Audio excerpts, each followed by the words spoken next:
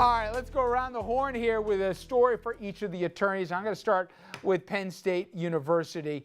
James Vivenzio, he is suing the school and his former fraternity, claiming he was hazed. He says he told school officials about the abuses, but they didn't do a thing. University rebuking its claims.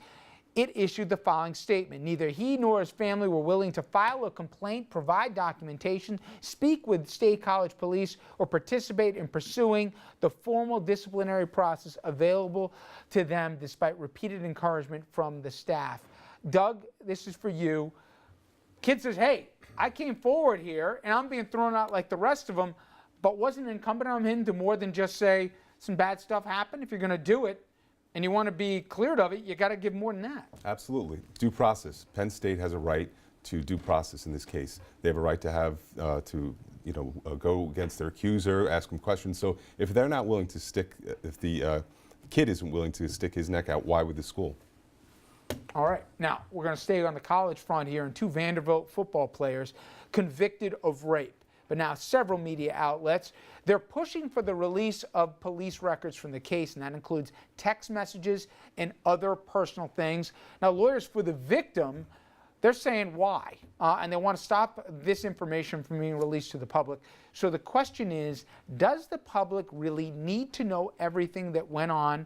Mayo, the big bad media here, where do you fall on this? Because if I'm the father of the victim, she went through everything. She suffered a horrible crime at the hands of these two guys. Why should this personal information be shared with the public? I agree with you. I don't think you should. I think in particular in cases that are sex offenses, it's a particularly sensitive area. You have rape shield laws. You go out of your way to protect the identity of the victim so that he or she doesn't have to be exposed and relive the incident. Let me play devil's advocate. I happen to agree with you. But if the public doesn't have a right to see and their claims of miscarriage of justice, then we have to take the word for it at the court. I was going to say the only time I would allow that to come out would be if it was something that was going toward the innocence of that individual. So if there was exculpatory information, something that had been denied by the prosecution so that they were not able to have access to it, then I would look at it. Or sometimes you may even have information which shows the people actually were innocent. So if this is just kind of rubbernecking on the part of the media here for the public, then no good. All right, now there could be more Bridgegate trouble for Chris Christie.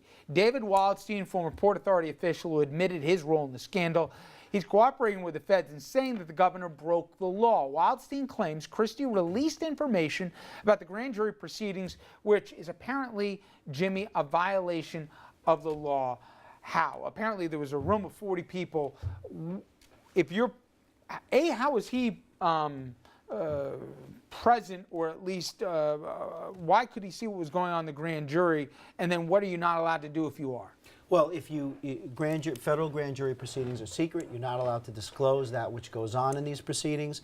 And if he, by virtue of his office as either governor or as U.S. attorney, was privy to what happened in there because he has control over it, then it is a violation of law for him to disclose the proceedings. Are you surprised he even knew, even though he was governor? Since the case certainly could have connections to him, why should he have been available to the information? Well, because somebody else probably broke the law, because he, as governor, he's not in control of the grand jury. As a prosecutor, he would be. I mean, but we also have to... Is this a big deal? It's a very big deal, because it's not only that he's alleging, he's also alleging that the governor used his office politically to accomplish goals in an inappropriate manner. However, we do need to take a step back and understand that this is an individual who orchestrated the entire affair, was responsible for it, is now cooperating, and knows that in order to get a reduction in his sentence, he needs to deliver, and who else to deliver against than... Yep.